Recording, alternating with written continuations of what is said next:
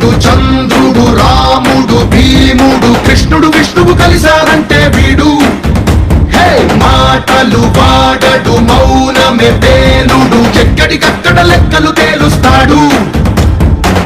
జనమే నేను నేనే జనమంటాడు, రక్తం రంగే రక్షాగుణమంటాడు. ఊపిరి మొత్తం ఉద్యమ రంగంలా దౌర్జన్యాన్ని నిర్జించేలా గర్జిస్తున్నాడు.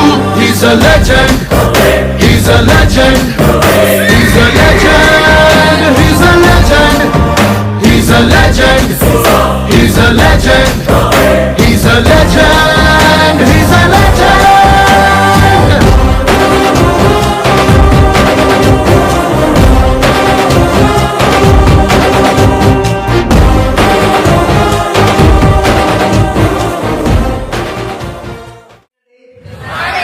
Good morning. So first of all ఈ యొక్క రికాగ్నిషన్ చేసినందుకు సో మా గురించి వాళ్ళ కోసం థ్యాంక్ యూ సో మచ్ మావర్జీ, ఈ అవకాశం ఇచ్చినందుకు, ఈ యొక్క రికాగ్నిషన్ చేసినందుకు. సో అదే విధంగా వచ్చేసి సో గ్రేట్, ఈరోజు ఏదైతే సో ఇక్కడ ఇంత మంచి రికాగ్నిషన్ తీసుకున్నామని అంటే సో మన గ్రేట్ కంపెనీ అండి. సేల్స్ అప్ అనే కంపెనీ కోసం కావచ్చు, అదే విధంగా సక్సెస్ సపోర్ట్ సిస్టమ్ కోసం కావచ్చు. సో ఒకసారి బిగ్ క్లాప్స్ అండి, బిగ్ క్లాప్స్.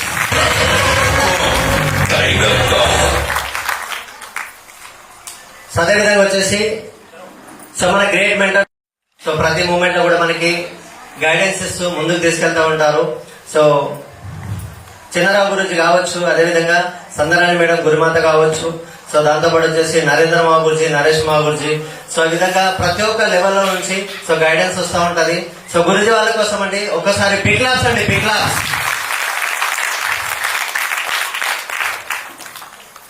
సో నా పేరు వెంకట సాగర్ అండి, నేను హైదరాబాద్ నుంచి వచ్చాను. ఈ బిజినెస్ కి బిఫోర్ ఒక 12 years నేను రైల్వే ఎక్విప్మెంట్ లో జాబ్ చేసేదన్నమాట. అలా జాబ్ చేస్తున్న టైంలో సో రియల్ గా చదువుకున్న తర్వాత ఎవరైనా సరే ప్రతి ఒక్క జాబ్ లోకి వెళ్ళడానికి వెళ్తాం, అవునా కదా? ప్రతి ఒక్క వ్యక్తికి ఏం కావాలి? సో జాబే కావాలి. లేదంటే కనుక సో కొంతమంది వచ్చేసరికి ఓన్ గా బిజినెస్ చిన్న చిన్న బిజినెస్ పెట్టుకుంటుంటారు, అవునా కదండి? సో ఆ బిజినెస్ నుంచి వచ్చిన డబ్బు కావచ్చు, జాబ్ నుంచి వచ్చిన డబ్బు కావచ్చు, మన అవసరాల కోసం అంటే అప్పటి ఆ టైంలో ఏదైతే మన అవసరాలు ఉంటాయో వాటిని తీసుకోవడానికి మాత్రమే మన పనికొస్తుంటది, అవునా కదా? సో సేమ్ నేను కూడా అలానే ఒక జాబ్ కావాలని చెప్పేసి ఇంటర్వ్యూలకు వెళ్ళడము చదువుకున్నాం. ఆ తర్వాత ఇంటర్వ్యూలకు వెళ్ళడం, ఇంటర్వ్యూలు అటెండ్ అవుతా ఉన్నాం. సో ఒక దాంట్లో ఒక రోజు నాకు సో రియల్ అండి జాబ్ రావడం జరిగింది రైల్వే ఎక్విప్మెంట్ లో. సో ఇండియన్ రైల్వేకి సంబంధించిన దాంట్లో ట్రైన్ లో మొత్తం ఇంజన్ లో పార్ట్స్ తయారవుతాయి, అందులో నేను జాబ్ చేశాను. ఆ జాబ్ లోకి ఎంటర్ అయిపోయిన తర్వాత అందులోగానే నేను అనుకున్నాను సో లైఫ్ సెట్ అయిపోయింది, జాబ్ వచ్చేసిందని నేను అనుకున్నాను రియల్ గానే. కానీ అక్కడ చేస్తూ ఉన్నాం, శాలరీ వస్తుంది, దాంతోపాటు వచ్చేసి వచ్చిన శాలరీకి ఏవైతే ఉంటాయో ఒక్కొక్క లెవెల్ పెరుగుతున్న కొద్దిగా డబ్బు పెరుగుతుంది, దాంతో పాటు వచ్చేసి మన ఖర్చులు కూడా పెరుగుతుంటాయి, అవునా కదా సార్? మన ఖర్చులు కూడా పెరుగుతుంటాయి. ఆ ప్రాసెస్ లో సరిపోకపోయేది అనమాట, అమౌంట్ అనేది సరిపోకపోయేది. ఏం చేయాలని ఆలోచిస్తున్నా, ఇంకేదన్నా వేరే బిజినెస్ ఏమన్నా స్టార్ట్ చేద్దామా, సైడ్ బిజినెస్, జాబ్ చేసుకుంటానే సైడ్ బిజినెస్ చేయాలని చెప్పి ఆలోచన చేశాను నేను కూడా. సార్ చెప్పండి, జాబ్ చేసుకుంటే కూడా సైడ్ బిజినెస్ చేస్తుంటారా లేదా? కొంతమంది 100% చేస్తుంటారు, అవునా కదా? అలా నేను కూడా ట్రై చేశాను, సైడ్ బిజినెస్ ఏదైనా చేద్దామని చెప్పేసి నేను అనుకున్నాను. సో ఆ విధంగా ఒక టీవీ మెకానిక్ షాప్ పెట్టేసి, నేను ఎలక్ట్రానిక్స్ బ్యాక్గ్రౌండ్ అండి, ఆ విధంగా టీవీ మెకానిక్ షాప్ పెడదామని చెప్పేసి స్టార్ట్ చేశాను. ఒక 3 months మాత్రమే నడిపించాను పార్ట్ టైం లో. చెప్పండి సార్, జాబ్ చేస్తూ పార్ట్ టైం లో ఏదైనా బిజినెస్ చేయాలి విధంగా అంటే వర్కౌట్ అవుతుందా? వర్కౌట్ అవ్వదు అనమాట. సో ఒక 3 months లోనే అది వెళ్ళిపోయింది. సో లాస్ వచ్చేసింది, తీసేసి పక్కన పడేసినాం. కంటిన్యూగా జాబ్ చేస్తా ఉన్నాను. ఆ జాబ్ చేస్తున్న టైంలో సో రియల్ అండి సో ఈ యొక్క సేఫ్ షాప్ గురించి ఏదైతే ఉంటుందో గ్రేట్ మెంటర్ చిన్నరావు మా గురించి వీడియోలు పెడతా ఉంటాడు, ఎందులో? యూట్యూబ్ లో, అవునా కదా? సో యూట్యూబ్ లో వీడియోలు పెడతా ఉంటే తెలిసిన వాళ్ళకి తెలియని వాళ్ళకి అందరూ పోతుంటాయి అవి వీడియోలు, అవునా కదా సార్? ఆల్ ఓవర్ ఇండియాలో ఎవరెవరికో పోతుంటాయి. నాకు కూడా ఒక రోజు అట్లానే నోటిఫికేషన్ వచ్చింది. ఎవరని చెప్పి చూసినా, ఓపెన్ చేసి చూసానంటే గురుజీ కార్ అందరు నెక్కించుకొని తిరుగుతుండు, నేను సక్సెస్ చేపిస్తా అంటాడు. ట్రైన్ కాడ ఇట్లా రైల్వే ట్రాక్ ఉంది, ఆ రైల్వే ట్రాక్ నల్లపాడు అని చెప్పేసి ఒక వ్యక్తిని జాయిన్ చేశాడు. అప్పట్లో ఆయనకు కమిట్మెంట్ ఇస్తున్నాడు అనమాట. నేను సక్సెస్ చేపిస్తాను అది ఇది అని చెప్పేసి కమిట్మెంట్ ఇస్తున్నారు. ఆ వీడియో నేను చూశాను. నేను చూసేసి సత్తెనపల్లిలో నల్లపాడు ఎక్కడో మేబీ అయితే ఆ వీడియో నేను చూశాను. నాకు అనిపించింది అరే ఇదేదో బాగుంది కదా చూద్దాం అని చెప్పేసి సో చిన్నరావు గురించి నేను కాల్ చేసుకొని వచ్చా. చిన్నరావు గురించి నేను కాల్ చేశానండి. అంటే చూడండి సార్, మీ అందరి దగ్గరికి సేఫ్ షాప్ అనే అవకాశము మీ ఫ్రెండ్ ద్వారానో లేదంటే మీకు రిలేషన్ ద్వారానో లేదంటే మీ బంధువుల ద్వారానో లేదంటే ఇంకెవరో తెలియని వాళ్ళ ద్వారానో మీకు కూడా వచ్చిండొచ్చు, అవునా కదా? సో రియల్ గా నేను ఒక యూట్యూబ్ లో వీడియో చూసేసి చిన్నరావు గురించి వీడియో, దాంతో పాటు వచ్చేసి టొపాజ్ ఫంక్షన్ వీడియో చూశాను చిన్నరావు గురించి. ఆ topaz function video so real గా ఒకసారి వెళ్ళి చూడండి, మీకు కూడా అర్థమవుతుంది. సో సూపర్ డూపర్ ఉంటుందండి, ఎక్సలెంట్ ఉంటుంది వీడియో. ఆ వీడియో మొత్తం కంప్లీట్ అయిపోయిందంటే ఇంకా ప్లాన్ ఇవ్వాల్సిన అవసరం లేదు, సేఫ్ షాప్ వచ్చి జాయిన్ అయిపోతాం అంతే, ఆ విధంగా ఉంటుంది. సో నేను చూశాను. చూసిన తర్వాత చిన్నరావు గురించి కాల్ చేశాను. కాల్ చేసుకొని వచ్చి సార్ అంటుండే అప్పుడు, సార్ ఇట్లా నేను హైదరాబాద్ లో ఉంటాను, ఈ విధంగా మరి మీ వీడియో అయితే చూశాను, మరి సక్సెస్ చేపిస్తాం అది అంటున్నారు, మరి మేము కూడా వస్తాము, సక్సెస్ చేపిస్తారా సార్ అని చెప్పేసి కాల్ చేశాము.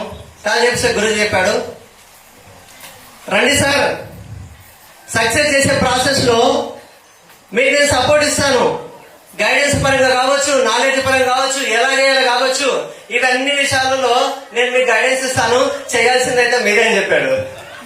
సో రియల్ అనమాట. చలో సార్, నేనైతే నాకు అర్థమైపోయింది ఇందులో ఏదో మంచి ఉంది, ఏదో లైఫ్ ఉంది, దీంట్లోకి వెళ్ళినామంటే 100% మన లైఫ్ చేంజ్ చేసుకోవచ్చు అనేది నాకు అర్థమైంది.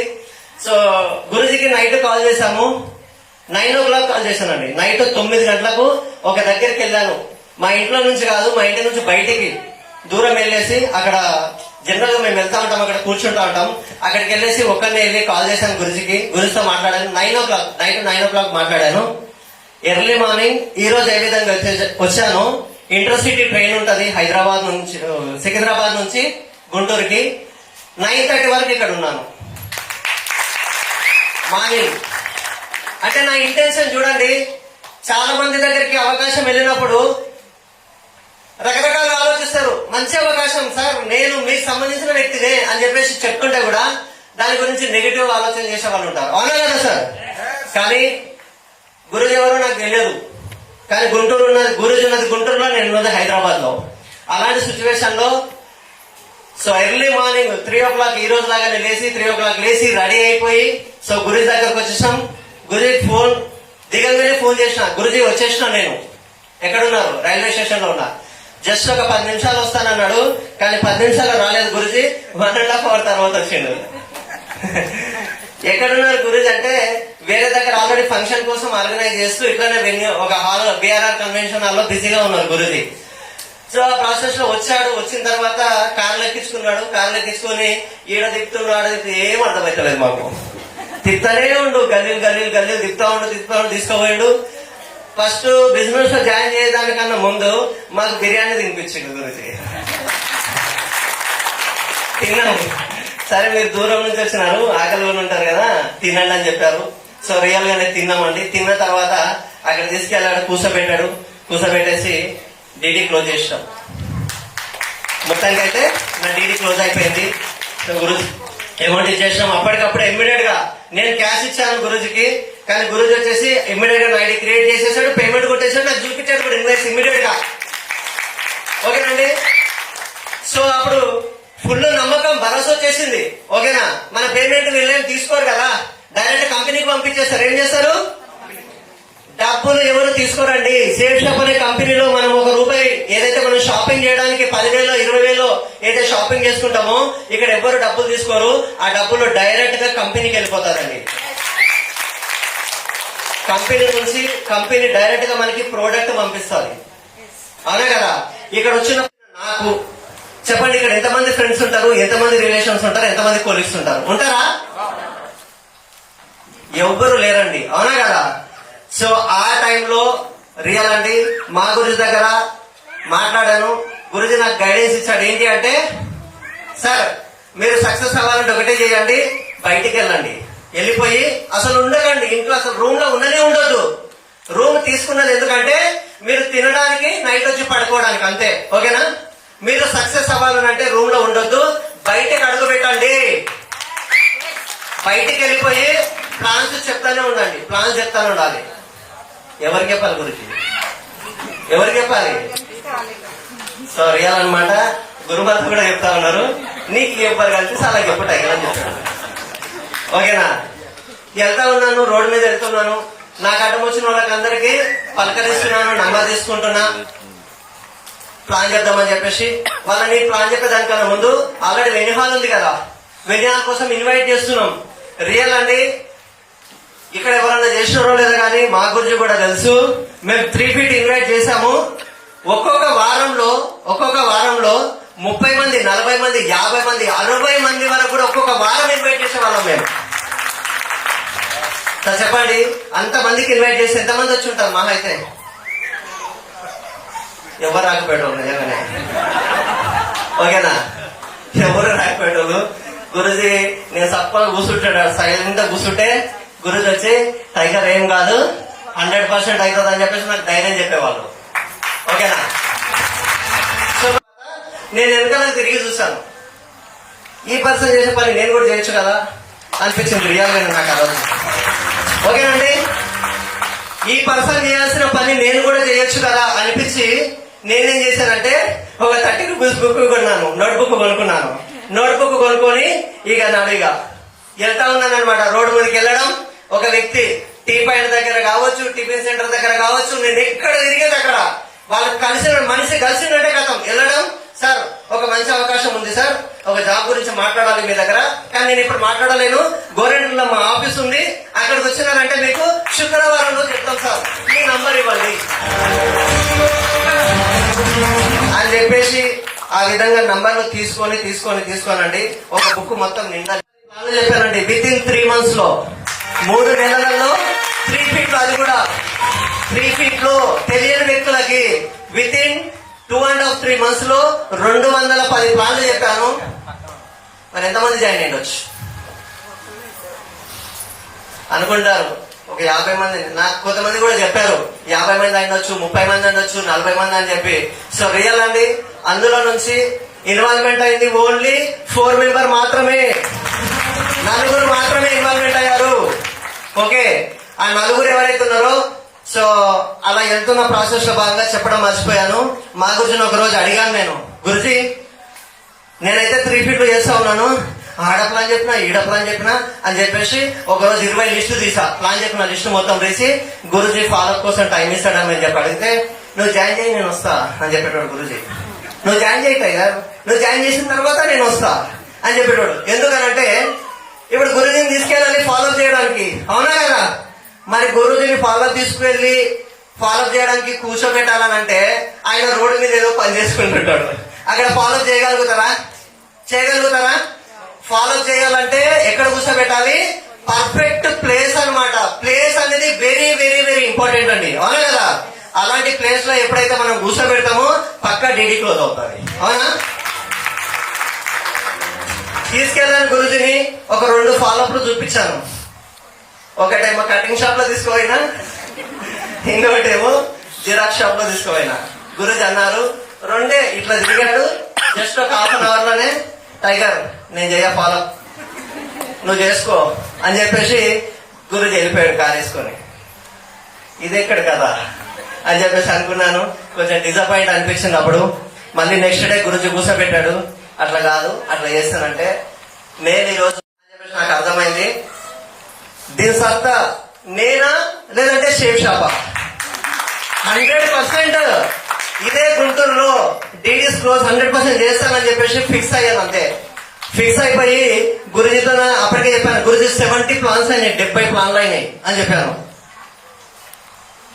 నాకు కూడా అదే జరిగిందండి. మరి కొంతమంది జరగవచ్చు జరగకపోవచ్చు, నాకైతే జరిగింది. టీం వస్తూ ఉంటారు కానీ అందరూ కనెక్ట్ అవ్వరు, అవునా కదా? అందరూ కనెక్ట్ అవ్వరు, రకరకాలుగా ఉంటారు మనుషులు, అవునా? ఆ ప్రాసెస్ లో భాగంగా నాకు కూడా కొన్ని ఇబ్బందులు వచ్చినాయి, అప్ అండ్ డౌన్స్ వచ్చినాయి.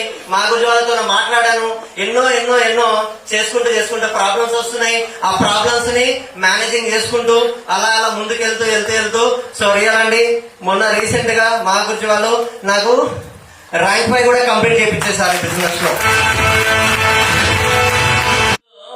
ఒక సుకృతం ఏదో చేస్తుంటేనే సేఫ్ షాప్ అవకాశం వచ్చింది. ఎస్ఆర్నో ఈ సేఫ్ షాప్ లోకి వచ్చిన తర్వాత మనకు 3 సోల్మేట్స్ కావాలి. ఎంతమంది కావాలి? 3. ఒకరేమో అప్లైనర్ లో మాకు సోల్మేట్ ఒకడు కావాలి.